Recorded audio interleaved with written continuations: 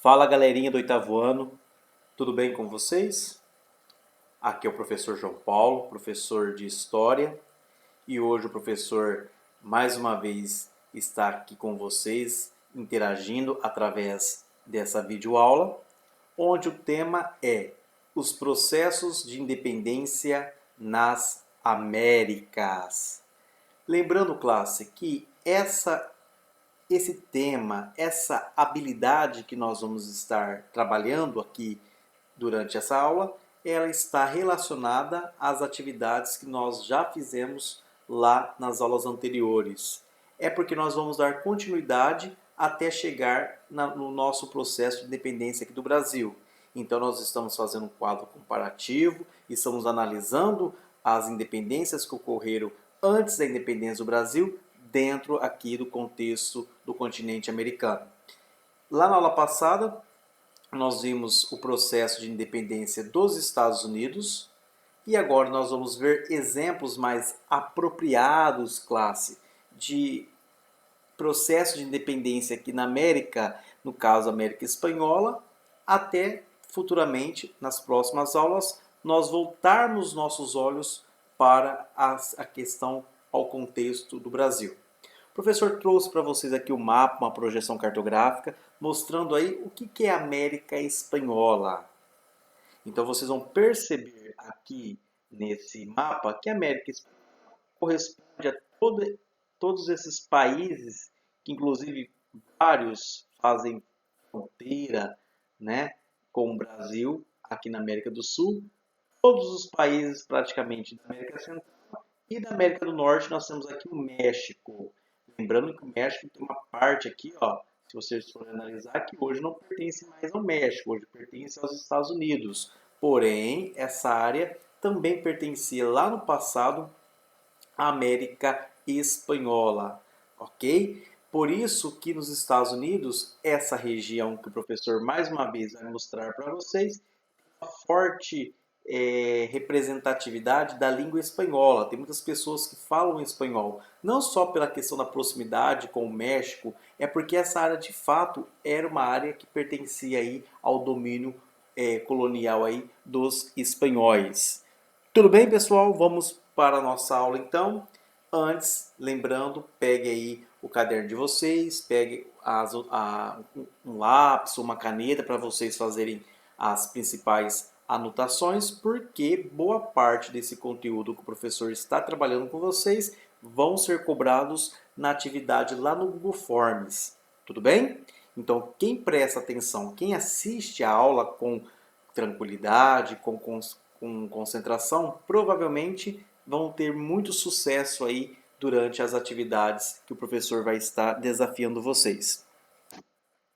Unidade temática: os processos de independência nas Américas, o objeto de conhecimento: independência na América Espanhola, a Revolução dos Escravizados em São Domingo e seus múltiplos significados e desdobramentos, o caso do Haiti e os caminhos até a independência do Brasil, que o professor volta a dizer, nós estamos estudando uma linha histórica até chegar à nossa independência.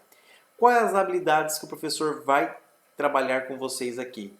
Analisar o processo de independência em diferentes países latino-americanos e comparar as formas de governos neles adotados, identificar e explicar os protagonismos e a atuação de diferentes grupos sociais e étnicos nas lutas de independência no Brasil, na América Espanhola e no Haiti. Bom, vamos fazer um momento de revisão para vocês entenderem o que foi trabalhado nas aulas passadas e o que vai estar relacionado a essa aula. Bom, vamos lá então, presta bem atenção. Os princípios iluministas, como a liberdade e a igualdade, motivaram a independência dos Estados Unidos da América. Então, o professor trabalhou lá na atividade anterior, né, que esses conceitos de liberdade econômica, do liberalismo econômico, igualdade jurídica, não ficou só na América, não ficou só nas revoluções que aconteceu, perdão, não ficou só na Europa, não ficou só nas revoluções europeias, atingiu outras partes do mundo, inclusive aqui na América. Por que na América? Porque nós já tínhamos aí no século XVIII uma forte aproximação com o mundo europeu. Nós fomos colonizados aqui pela Europa, né? Olha o caso do Brasil. O Brasil foi colonizado por europeus, portugueses. Não só portugueses vieram para o Brasil, outras nacionalidades europeias vieram para o Brasil. No século XVIII, nós inclusive estamos tão evoluídos, já estamos tendo acesso a informações importantíssimas que vai motivar realmente a nós querermos mudar essa relação entre colônias americanas com as suas metrópoles europeias. Por quê? Vai chegar o momento do século XVIII que os colonos, as pessoas que viviam aqui na América, que tinham uma forte ligação com a Europa, querem cortar, vou até brincar com a expressão, cortar o cordão umbilical. O que acontece quando uma criança nasce? Corta o cordão umbilical, vai separar o corpo da mãe da criança, não é isso? Então, vamos pensar que a luta pela independência aqui na América no século XVIII, realmente essa luta, cortar esses laços políticos, né? Ter mais autonomia política é o que os colonos queriam nesse período. Então, todas as influências que a Europa estava vivenciando iria chegar até nós, porque a nossa proximidade, o nosso contato, a relação colônia e metrópole era muito forte aí dentro do século XVIII. Tudo bem, pessoal? Vale ressaltar que os Estados Unidos foi o primeiro país do continente americano a se tornar independente e serviu de exemplos para outras colônias a lutarem pela sua independência, como no Brasil. Não só o Brasil, outros países aqui da América. Tudo bem, classe? Então, olha como foi importante a luta pela independência dos Estados Unidos. Bom, lembrando, se os Estados Unidos, que era uma colônia que pertencia à influência política e econômica da Inglaterra, se eles conquistaram sua independência, isso foi um sinal positivo para os Estados Unidos e para outros países aqui da América, porque a Inglaterra era a grande metrópole, né? Era uma das metrópoles mais importantes do contexto europeu. Então, se eles conseguiram a sua independência, isso logo motivou a outros colonos aqui da América a lutarem também, a organizar movimentos revolucionários pela busca pelas suas independências. Tudo bem, pessoal? Nem todos os cidadãos, como negros, indígenas e mulheres, tiveram suas liberdades individuais, porque o professor trouxe novamente essa informação para vocês entenderem que esse cenário de independência, de vitórias, esse novo formato de país, né, que vão surgir dentro da América, a autonomia política, a autonomia administrativa, a autonomia econômica, que algumas colônias vão conquistar aí com a sua independência, não quer dizer que vai trazer um progresso para todas as camadas sociais que vivem em seus países. Negros, indígenas, mulheres, por exemplo, e outros grupos considerados minorias vão continuar aí sendo vistos como inferiores. Tudo bem? Então isso vai acontecer tanto no movimento, aconteceu lá no movimento dos Estados Unidos, vai acontecer nos processos revolucionários da América Espanhola e também vai acontecer também aqui no Brasil. Os ideais da independência, portanto, valiam apenas para homens brancos, adultos e com alguma renda financeira. É importante a gente entender que essas revoluções, às vezes nós assistimos filmes, assistimos aí documentários, fazemos leituras de livros didáticos, enfim, e às vezes a gente imagina que é a construção de um novo país, liberdades para essas colônias. Mas essa liberdade, ela é um conceito bem diferente da liberdade de hoje. Tudo bem, classe? Porque, na verdade, havia muita desigualdade do que igualdade, se você for analisar. Eles lutavam por igualdade, mas essa igualdade, dentro do contexto, continuava sendo a mesma situação. Porque as minorias não tinham representatividade, né? Então, negros, indígenas, mulheres tinham que lutar muito, eram vistos como cidadãos.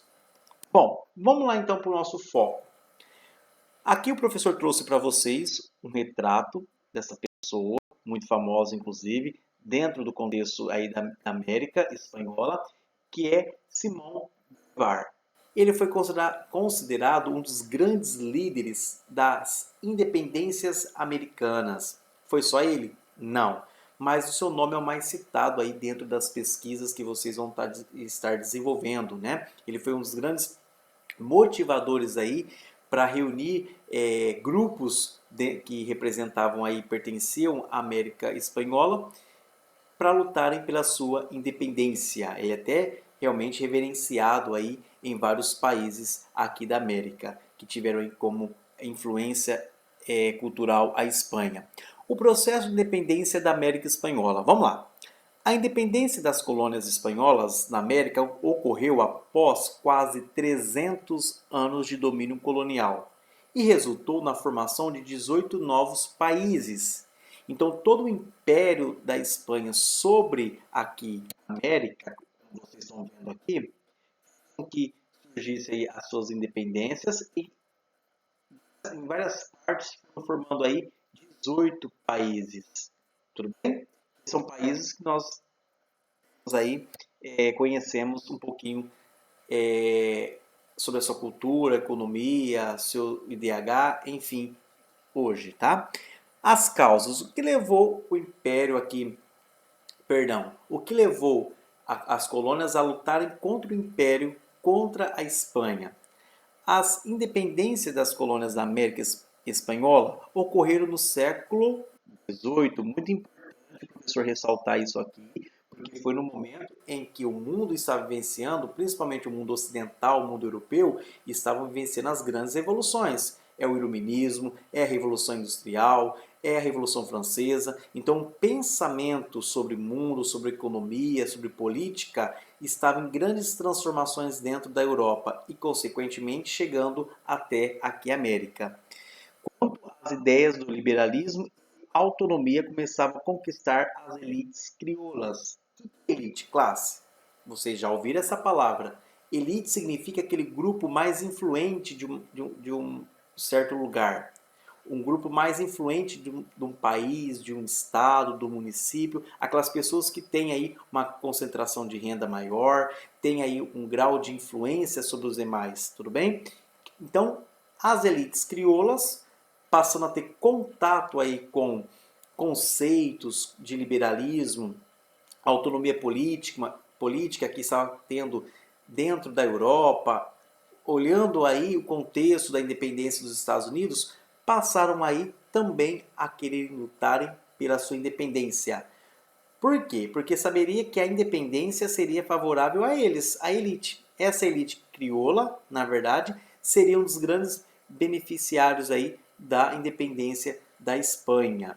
Além disso, podemos citar como causas a influência da independência dos Estados Unidos, que realmente criou esse desejo de lutar pelas suas independências aqui, o desejo de substituir o pacto colonial pelo livre comércio. O que significa o pacto colonial? Que inclusive tem muito a ver também com a nossa história.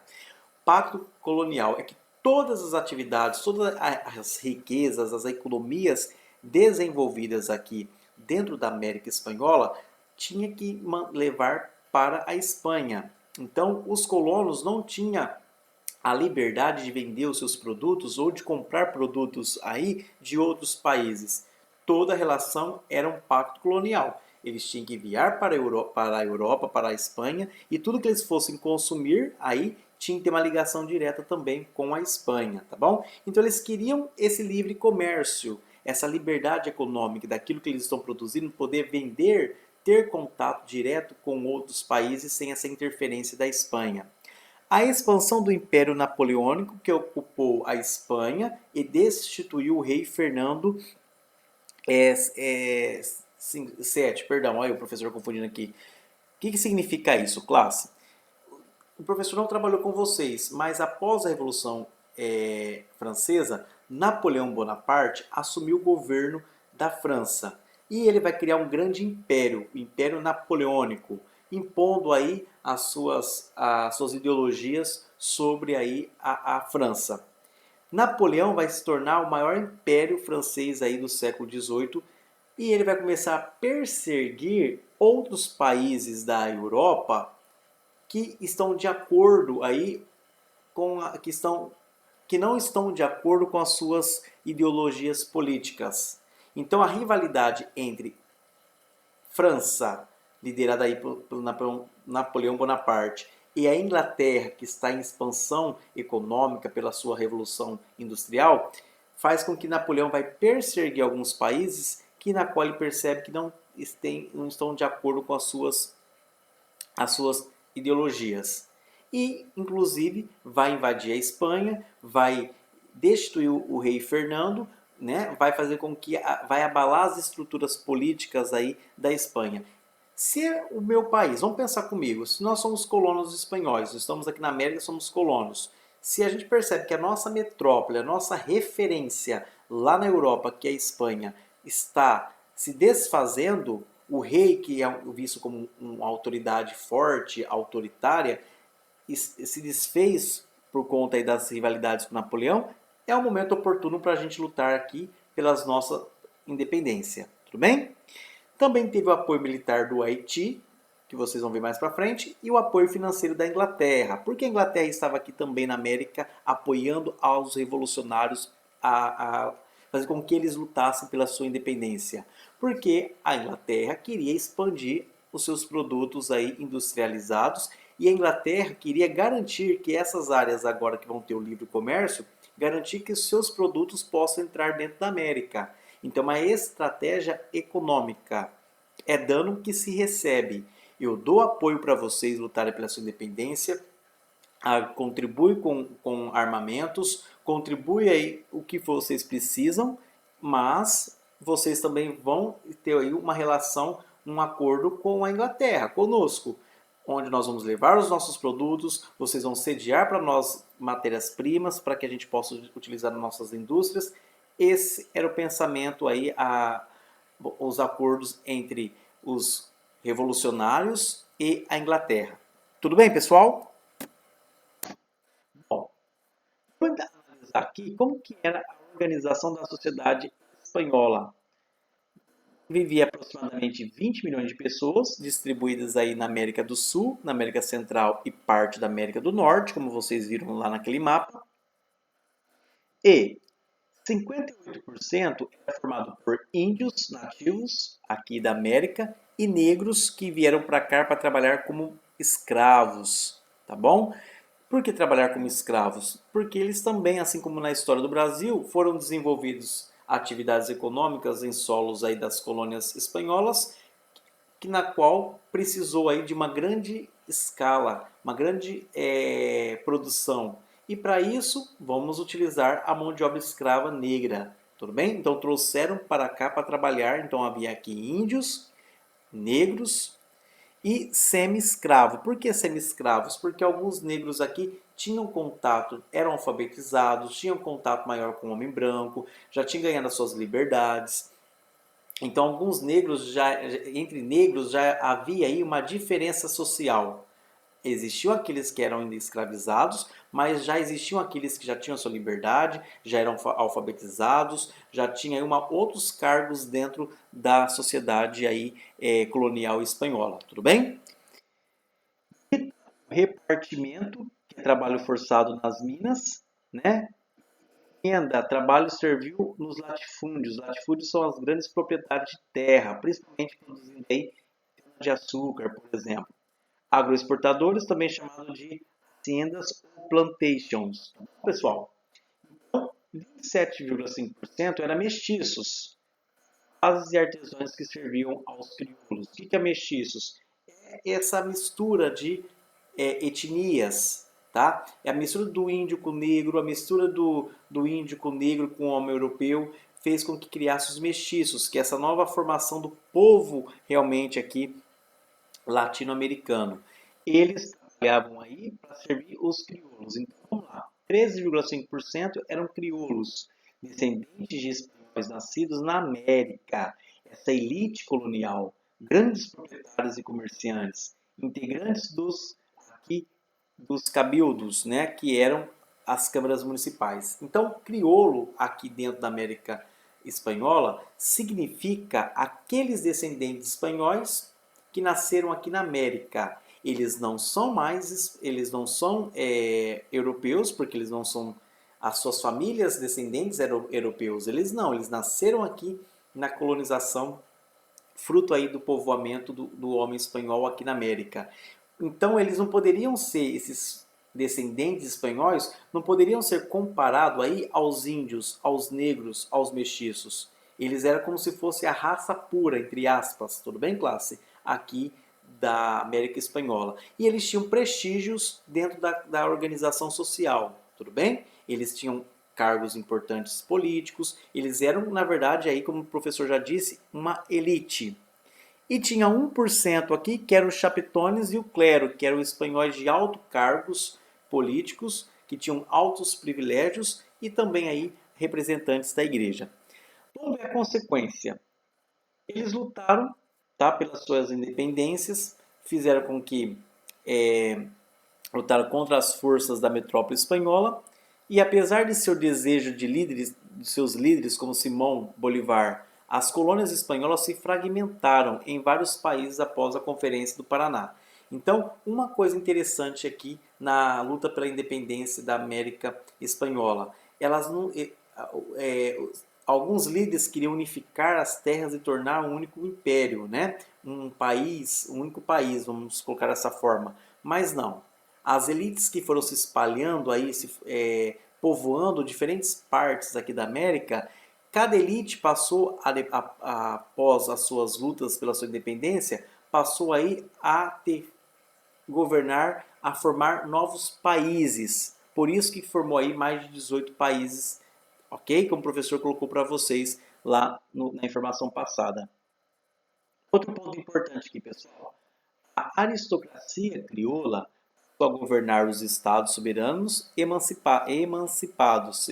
Lembra o professor disse que os crioulos tinham interesse pela sua independência, porque eles sabendo que eles são descendentes espanhóis, são os mais privilegiados aqui, ocupam cargos importantes, estão representando os espanhóis dentro aqui da América. Se eles conseguem a sua independência, o espanhol vai agora cuidar somente da Espanha e de outras colônias fora da América. E quem é que vai ser os privilegiados? Os crioulos. Então foi uma luta estratégica pela independência, não tão diferente como aqui no Brasil também. A economia continua a se basear na exportação de matérias-primas e ser dependente da produção industrializada das nações europeias, principalmente dependente aqui da Inglaterra, tá? Então, após a independência, os países aqui que agora são países americanos, ex-colônias da Espanha, continuou a se basear na exportação, continuou vendendo produtos, matérias-primas, produtos primários para abastecer as indústrias europeias. Então, continuou sendo dependente aí das nações europeias.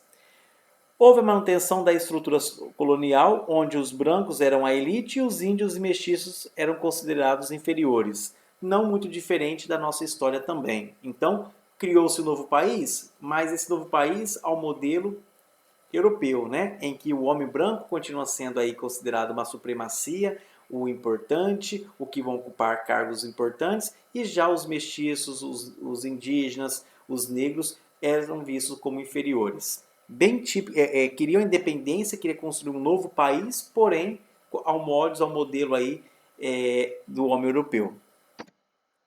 Pessoal, é importante ressaltar para vocês aqui que as colônias espanholas, que o professor não colocou para vocês, as colônias espanholas, elas assim que elas ganharam a sua independência, elas instauraram uma república. Ok? O que é uma república? É um sistema de governo em que o povo elege os seus representantes políticos através do processo eleitoral, das eleições. Então eles ganharam a sua independência, logo foram instaurando uma república como os Estados Unidos fez quando ganhou a sua independência. Tudo bem? Que é o sistema república, o sistema que hoje o Brasil vivencia. Ok? Por que eu estou ressaltando isso? Porque quando nós formos estudar o Brasil, nós vamos perceber que quando o Brasil ganhar a sua independência, diferente aí dos países espanhóis, aqui americanos que ganharam a independência da Espanha, diferente, o Brasil não vai se tornar uma república de imediato, o Brasil vai instaurar uma monarquia. Tudo isso com o objetivo de conservar a família real que vivia aqui no Brasil. Tudo bem? Então nós vamos ver que o Brasil vai continuar sendo uma monarquia até futuramente essa monarquia não ser mais satisfatória e instaurar uma república. Já os outros países aqui já foram instaurando o sistema republicano em relação aqui à sociedade espanhola, tá? Ex-colônias espanholas. Pessoal, o processo de independência do Haiti, que é muito bacana a gente entender essa questão do Haiti. O Haiti, para quem não sabe, está nessa região aqui da América Central. É um país pequeno, aquele aqui, ó, Haiti, na América Central, aqui na região do Mar do Caribe. Né? Olha aqui hoje o Haiti, para quem não sabe, é considerado um dos países mais pobres da América e do mundo. Tudo bem? Nós sabemos que esse país, após a sua independência, praticamente passou a ser abandonado, né? Passou a ser investido. E os seus reflexos desse abandono estão aí dentro dos indicadores sociais que esse país possui. Tudo bem? Vendo aqui no mapa, o Haiti, que é um país que faz fronteira aqui, faz fronteira com outro país, que é a República Dominicana, próximo aqui de Cuba. Bem? Aqui o início Miami, aqui para os Estados Unidos, na península aqui em Miami, aqui nos Estados Unidos. Então é um país que possui aí relações com vários micro países aqui, microilhas da América Central. Vamos lá. A independência do Haiti foi proclamada em 1º de janeiro de 1804, também antes da independência aqui do Brasil. Embora no Brasil já havia aí certos movimentos para a nossa independência, mas ainda vai demorar um bom tempo. O Haiti foi a primeira nação independente do Caribe, a primeira república negra do mundo e o primeiro país do hemisfério ocidental a abolir a escravidão. Olha que interessante, classe, nós estudarmos essa característica do processo de independência do Haiti. A primeira república negra do mundo. Então foi o primeiro país a instaurar uma república formada pela sua grande maioria populacional negra, ex-descendentes de escravos, tá bom? E também o primeiro país aqui da América a abolir a escravidão. Por quê? Vamos entender os motivos. Os franceses ocupavam a porção oeste da ilha Hispaniola, tá? Enquanto os espanhóis a parte leste. Então, tanto a Espanha como a França disputavam aí as áreas do Haiti, esse pequeno país da América Central. Só que os franceses tiveram mais vantagens em relação aí ao domínio do que hoje nós chamamos de Haiti. Até 1789, Domingues, que é São Domingos, na verdade, traduzindo aí para o português, era a mais rica das colônias francesas, produzindo 40% do açúcar do mundo. Então, o Haiti já foi considerado aí uma das áreas mais produtivas, mais ricas em produção aí do açúcar. Tanto é que esse açúcar passou a concorrer com o açúcar aqui no Brasil na época e nosso país passou a ter desvantagem, porque o açúcar aqui do Haiti produz em grande escala e um preço bem melhor. Tudo bem? O monopólio era administrado por 40 mil colonos franceses a serviço da metrópole. Então havia aqui cerca de 40 mil pessoas da França que trabalhavam aqui a serviço da metrópole. Todo esse açúcar que era muito valorizado na época ia para a metrópole. Os escravos, contudo, representavam 500 mil de pessoas e eram brutalmente maltratados. Então era a maioria, mas essa maioria não conseguia às vezes reagir porque eram maltratados, não tinham armas de fogo, trabalhavam aí duramente, como a gente sabe como é que os escravos trabalhavam, tá bom? Então é importante entender por que o Haiti vai ganhar uma representatividade quando se fala em exemplo de organização e luta pela sua independência, porque a maioria era negros escravos que compunham aí o Haiti. Enfrentavam problemas como escassez de alimentos, tinham uma elevada taxa de mortalidade e estavam expostos aí a doenças infectocontagiosas, doenças que realmente trazidas inclusive do homem branco para o Haiti e doenças por falta de higiene, por falta de uma boa alimentação, por falta de uma boa saúde. Então eles eram os que mais sofriam aí com os grandes índices de mortalidade. Havia ainda quase 30 mil pessoas de origem africana que trabalhavam como empregados domésticos nas casas dos colonizadores. Estavam um degrau acima dos trabalhadores rurais, pois eram alfabetizados e também serviam ao exército. Então a gente percebe que também no Haiti havia aí uma certa diferença entre a classe social negra. Alguns trabalhavam por ter uma proximidade maior com os homens brancos, por ocupar cargos importantes como cargos do exército, por ser alfabetizados, tinham um tratamento diferenciado da grande maioria que eram trabalhadores braçais, rurais, que estavam aí nos engenhos de açúcar, trabalhando aí sobre um sistema escravista cruel. Nesse contexto, os fazendeiros franceses começaram a discutir a ampliação dos princípios da Revolução Francesa para a independência da ilha. Então, olha lá que interessante. Alguns fazendeiros franceses, aqui, vendo que no Haiti, eles vendo que a França, o seu país de origem, passava por uma revolução, estava mudando lá as suas ideologias, princípios de liberdade, de igualdade, de fraternidade, criação de Declaração Universal dos Direitos Humanos, tudo isso são novidades para o mundo francês, então eles querem também trazer esse contexto para a ilha do Haiti, porque saberiam que o livre comércio aqui e outros princípios aí da Revolução trariam aí melhores condições de vida para eles. Em 1791, apoiando-se na Declaração Universal dos Direitos do Homem e do Cidadão, o novo governo francês decidiu dar cidadania francesa para todo homem que fosse livre e proprietário, sem considerar a cor da pele. Então, olha lá, a Declaração Universal dos Direitos Humanos, lá da Revolução Francesa, todo homem que era livre, independente da sua cor da sua pele, ia ganhar o reconhecimento de cidadão francês.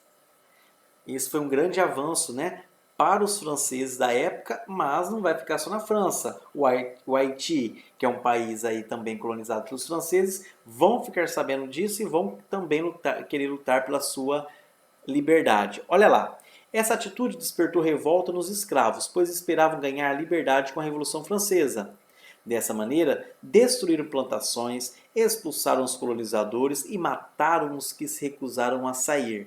Então os negros passaram a se reunir, passaram a perceber que eles eram a maioria, que eles unidos, eles que eram povo unido jamais será vencido, aquela frase maravilhosa, o povo unido jamais será vencido. Então eles pensavam da seguinte forma, a negritude unida jamais será vencida. Então, por que lá na França, liberdade para as pessoas, e por que aqui na América não? São seres humanos, são descendentes de franceses, estão trabalhando praticamente aí dentro do mesmo sistema econômico. Por que os negros aqui do Haiti não poderiam ter a sua tão esperada liberdade? Então eles passaram a reagir contra os brancos, contra aqueles que defendiam aí o sistema escravista, como aqueles que defendiam aí a metrópole francesa. Então foi um massacre, foi uma revolta violenta que acabou aí destruindo plantações, expulsando colonizadores, matando pessoas que recusavam a sair, a resistir e assim por diante.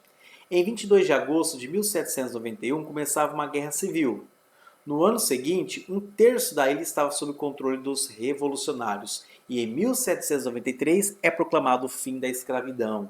Então olha a linha histórica aí. Tem a Guerra Civil, que é uma guerra violenta, depois os negros que são e apoio também de outros revolucionários, que não eram só negros, também tinha os brancos que também apoiavam o fim da escravidão, apoiavam aí as modernidades políticas, os conceitos de liberdade e igualdade. Então, a maioria dos revolucionários já estão aí fortificados. E eles colocam aí, em 1793, o fim da escravidão. Isso ganhou uma repercussão muito grande. Os ecos desse movimento do Haiti passou a atingir outras partes aqui da América, inclusive aqui no Brasil, porque vai surgir no Brasil também vários movimentos abolicionistas, movimentos contra a escravidão. Se o Haiti conseguiu dar a liberdade para os seus escravos, por que outros países aqui da América também não poderia dar? Tudo bem?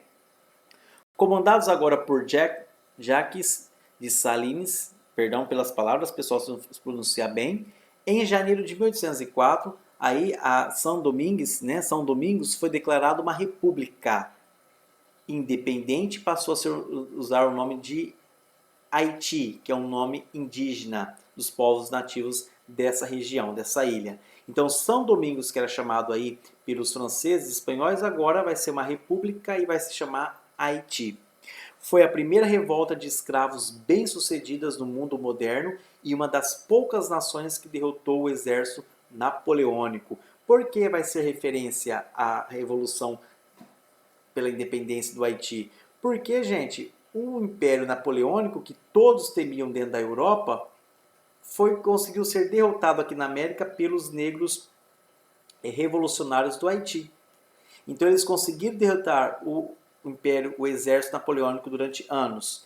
E eles conseguiram ganhar independência, instaurar uma república e uma organização, uma revolta bem organizada, bem sucedida. Isso realmente vai ser um prato cheio para que outros países possam também se espelhar e lutar pela sua independência, pelo fim da escravidão. Vou dar um exemplo para vocês de imediato. Aqui no Brasil vai surgir vários movimentos contra a escravidão e também eu vou citar para vocês a revolta dos malês, que é uma revolta aí também negra que vai atingir aí a Bahia, no Brasil, que são uma revolta de negros que vão lutar pelo fim da escravidão aqui na colônia brasileira, porém não vai ser bem sucedida, tá? Só para falar para vocês que essas influências do Haiti vai chegar também aqui na colônia portuguesa, tudo bem? Nós vamos falar por que não foi bem sucedida mais para frente, tá? No conteúdo. O professor trouxe para vocês aqui os grandes líderes, né, da revolução aí do Haiti, que são líderes muito bem vistos, são revolucionários que trouxeram a esperança para o povo do Haiti, trouxeram uma dignidade para o homem negro e trouxe consequências muito positivas para esse país. Infelizmente, com o passar do tempo, foi um país abandonado, um país esquecido, praticamente um país que tem uma cultura maravilhosa, tem um povo forte, uma história de pessoas que são aí resistentes, pessoas que são, vamos dizer assim, resistente mesmo, como se fala, mas o Haiti é hoje um dos países que tem os piores desempenhos econômicos e sociais aqui da América, tá bom? Então, o professor trouxe para vocês na aula de hoje, pessoal, inclusive o vídeo era para ser curto, mas o professor acaba se estendendo muito com comentários extras. Dois exemplos aí da luta pela revolução à independência aqui na América. Tudo bem? O professor trabalhou do resumo para não ficar mais extenso ainda e estar de acordo com a habilidade. Pessoal, qualquer coisa o professor está à disposição. Boa aula, bons estudos para vocês.